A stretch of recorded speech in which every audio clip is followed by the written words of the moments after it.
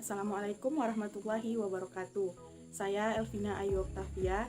Di sini saya menjelaskan mengenai sejarah perkembangan empirisme. Sejak zaman Yunani kuno, selain para pemikir yang mengagungkan nalarnya dalam menemukan kebenaran atau dikenal sebagai istilah penganut paham rasionalisme, sudah ada juga pemikir yang lebih mempercayai indranya, yang mencoba menemukan pengetahuan yang benar atas dasar pengalaman. Mereka inilah yang kemudian dikenal sebagai penganut paham empirisme. Salah seorang tokoh empirisme pada masa itu adalah Demokritos pada tahun 460 sebelum Masehi sampai 370 sebelum Masehi, yang berperan penting di dalam perkembangan teori atom di alam semesta ini. Nasution 1988. Istilah empirisme sendiri berasal dari bahasa Yunani, yaitu en atau di dalam dan peira, suatu percobaan. Dari makna awal itu, kemudian empirisme diartikan sebagai suatu cara menemukan pengetahuan berdasarkan pengamatan dan percobaan. Selanjutnya, saya Citra Mandasari dengan NIM 1905 1127 71. Di dalam perjalanannya, aliran ini tercatat mempunyai akselerasi perkembangan yang pesat pada abad ke-17 dan 18, khususnya di dataran Inggris dan sekitarnya. Empirisme memilih pengalaman sebagai sumber utama pengenalan, baik lahiriah maupun batiniah. Aliran ini lahir di Inggris. Francis Bacon bisa dikatakan sebagai peletak dasar lahirnya empirisme yang untuk pertama kali menyatakan pengalaman sebagai sumber kebenaran yang terpercaya. Ada beberapa tokoh-tokoh empirisme. Yang pertama, Thomas Hobbes, yaitu pada tahun 1588 sampai 1679. Kedua, ada John Moore pada tahun 1632 sampai 1704. Dan terakhir, ada David Hume pada tahun 1711 sampai 1776. Rizky Darmawan Putra, saya ingin melanjutkan mengenai penjelasan dari pemateri sebelumnya, yaitu mengenai lanjutannya, yaitu para tokoh empiris tersebut yang dikenal juga sebagai kaum empiris menolak kebenaran berdasarkan pengetahuan yang mengabaikan pengalaman sekarang atau pengalaman yang akan datang. Mereka juga menyangkal pengetahuan yang berdasarkan intuisi atau pengetahuan bawaan. Menurut kaum empiris ini, pengetahuan yang paling jelas dan sempurna adalah penerapan indrawi, yang berarti tidak hanya melihat, meraba, ataupun mendengar atau mencium, tetapi juga semacam indera batin, yaitu daya ingat dan kesadaran. Mereka berpendapat bahwa akal budi hanyalah memadukan pengalaman-pengalaman indrawi. Yang ini kutipan menurut Ensiklopedia Nasional tahun 1980. Baiklah, saya Risa Dwi Anggraini akan melanjutkan materi mengenai karakter empirisme. Secara lebih detail, paham empirisme dapat diindikasikan oleh pemikiran Sudaryono sebagai berikut. Yang pertama, dunia merupakan suatu keseluruhan sebab akibat. Yang kedua, perkembangan akal ditentukan oleh perkembangan pengalaman empiris. Yang ketiga, sumber pengetahuan adalah kebenaran yang nyata. Yang keempat, pengetahuan datang dari pengalaman. Yang kelima, akal tidak melahirkan pengetahuan dari dirinya sendiri. Yang keenam, mengajukan kritik terhadap rasionalisme yang dianggap tidak membawa kemajuan apapun. Yang ketujuh, asas filsafatnya bersifat praktis atau bermanfaat. Yang delapan, awal digunakannya prosedur ilmiah dalam penemuan pengetahuan, karena sesungguhnya hakikat ilmu pengetahuan adalah pengamatan, percobaan, penyusunan fakta, dan penarikan hukum-hukum umum.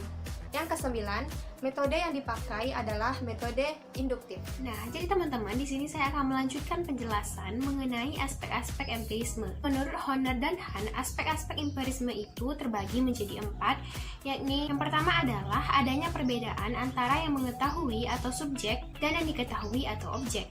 Nah, objek di sini itu adalah fakta yang ditangkap oleh seseorang. Yang kedua adalah kebenaran atau pengujian kebenaran dari objek tersebut didasarkan pada pengalaman manusia. Yang ketiga adalah adanya prinsip keteraturan. Yang keempat adalah adanya prinsip keserupaan, yang berarti bahwa bila terdapat gejala yang berdasarkan pengalaman yang identik atau sama, maka ada jaminan untuk membuat kesimpulan yang bersifat umum tentang hal itu. Saya Arti Teresia Ambarita akan menjelaskan tentang tokoh-tokoh empirisme. Yang pertama adalah Francis Bacon de Ferland. Francis Bacon de Ferland ini adalah seorang filsuf Inggris, ilmuwan, negarawan, ahli hukum, orator, penulis buku, dan penulis esai. Francis Bacon de Ferland ini dikenal sebagai bapak metode induktif atau empiris eksperimental. Karya atau buku yang ditulis Francis Bacon mengenai empiris eksperimental yaitu yang berjudul Novum Organum atau alat atau metode baru yang diterbitkan pada tahun 1620. Pertengahan empiris di abad pertengahan mengatakan bahwa ilmu akan maju jika menggunakan cara kerja yang baik, yaitu melalui pencobaan, pengamatan, pemeriksaan, penyusunan, dan pengaturan.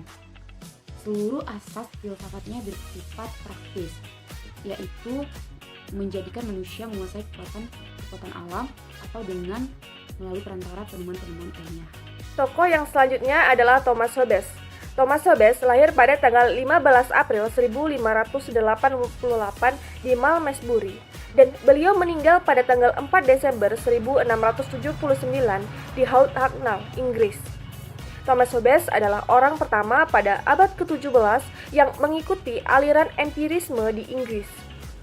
Thomas Hobbes berpandangan lebih jelas, yaitu bahwa pengalaman merupakan permulaan dasar segala pengenalan. Pengenalan intelektual tidak lebih dari perhitungan, penggabungan data indrawi dengan cara berbeda-beda. Pengenalan atau pengetahuan menurut Hobbes diperoleh dari pengalaman. Langsung ke tokoh yang ketiga yaitu John Locke 1632 sampai 1704, di mana John Locke menegaskan bahwa pengalaman adalah satu-satunya sumber pengenalan. Akal budi manusia sama sekali tidak dibekali oleh ide bawaan. Menurut Locke, seluruh pengetahuan bersumber dari pengalaman manusia. Sebelum seorang manusia mengalami sesuatu, pikiran manusia belum berfungsi atau masih kosong ibarat kertas putih, yang kemudian mendapatkan isinya dari pengalaman yang dijalani manusia tersebut. Nah, maka dari itu, inti dari empirisme Locke bertumpu pada realitas objektif, yakni pengalaman lahiriah dan batiniah. Empirisme yang keempat ada David Hume 1711 sampai dengan 1776. Riwayat hidup David Hume. David Hume lahir di Edinburgh, Skotlandia pada 26 April 1711, anak bungsu dalam keluarga yang baik tapi tidak kaya. Ayahnya meninggal ketika Hume masih kecil dan ia dibesarkan oleh ibunya di perkebunan keluarga Nineveh dekat Berwick. Keluarga Hume adalah seorang murid yang sukses dan sebagai anak muda, ia memiliki perhatian yang tinggi terhadap sastra dan filsafat. Solomon menyebutkan filsafat Hume adalah skeptisme yang menyeluruh. Tahun 1723 ia masuk Universitas Edinburgh mengambil jurusan studi pada hukum sesuai keinginan ibunya. Selama 3 tahun studi hukum, dia membangun pandangan filsafatnya. Empirisme David Hume. Aliran empirisme dibangun pada abad ke-17 yang muncul setelah lahirnya aliran rasionalisme. Bahkan aliran empirisme bertolak belakang dengan aliran rasionalisme. Menurut paham empirisme bahwa pengetahuan bukan hanya didasarkan pada rasio belakang di Inggris. Konsep mengenai filsafat empirisme muncul pada abad modern yang lahir karena adanya upaya keluar kekangan pemikiran kaum agamawan di zaman skolastik. Teori Hume ini meruntuhkan teori rasionalisme yang menyatakan bahwa sumber pengetahuan adalah melalui rasio atau akal. Menurut Hume, pengetahuan itu bersumber dari pengalaman yang diterima oleh kesan indrawi. Hal demikian mendorong bagi kita bahwa untuk menemukan sebuah pengetahuan, kita memerlukan pengalaman. Pembahasan kita yang selanjutnya mengenai pengaruh empirisme di dalam penelitian. Paham empirisme ini banyak digunakan sebagai dasar di dalam proses penemuan pengetahuan. Paradigma penelitian ini yang berdasarkan pada empirisme dikenal sebagai fenomenologi. Nah, dalam paradigma fenomenologi ini ada 3 ciri-ciri. Ciri yang pertama yaitu ciri ontologis. Pada ciri ontologis ini adanya realitas ganda. Realitas yang terkait settingnya, konteks natural, menolak menggunakan teori, dan pendekatan holistik.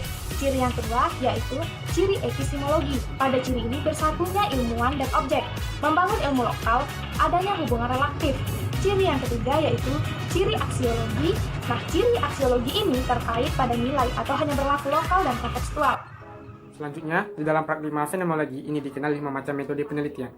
Menurut Sudaryono, yaitu metode etnografi yang pertama, riset partisipasif yang kedua, metode aksi, metode interaksi, dan metode naturalistik. Metode pertama sampai keempat lebih sering digunakan oleh ilmuwan sosial, khususnya antropologi. Sedangkan penelitian arsitektural lebih sering menggunakan metode naturalistik meskipun secara prinsip dasarnya sama, yaitu bersifat grounded research. Ilmu pengetahuan empirisme ialah yang berasal dari pengalaman, di mana ilmu pengetahuan ini bisa dikatakan sebuah ilmu apabila dia bisa dilacak dan ditelusuri, walaupun sesulit apapun. Jadi contoh dari pengalaman atau paham empirisme ini ialah sebuah legenda atau mitos, di mana seperti Nyi Roro Kidul, di mana Nyi Roro Kidul ini sudah keberadaannya sudah diakui oleh banyak orang, tapi dalam ilmu pengetahuan belum bisa dilacak. Jadi itu merupakan belum dikatakan sebagai ilmu pengetahuan. Baiklah, saya Ayu Maharani dan di sini saya akan melanjutkan sedikit mengenai kelemahan paham empirisme. Menurut Horner dan Hahn tahun 1985, ada 3 hal yang perlu dicermati sebagai kelemahan dari empirisme, yaitu 1. Empirisme didasarkan atas pengalaman, tetapi sebagai sebuah konsep. Ternyata pengalaman tidak berhubungan langsung dengan kenyataan objektif yang sangat dijunjung oleh kaum empiris. Pengalaman merupakan pengertian yang terlalu samar untuk dijadikan dasar bagi sebuah teori yang sistematis. Yang kedua, empirisme tidak mempunyai perlengkapan untuk membedakan antara khayalan dan fakta karena panca indera manusia terbatas dan tidak sempurna. Dan yang ketiga, empirisme tidak memberikan kepastian apa yang disebut pengetahuan sebenarnya juga meragukan karena adanya kelemahan indrawi manusia. Nah teman-teman, materi yang saya sampaikan tadi merupakan materi terakhir dalam video pembelajaran pada kali ini.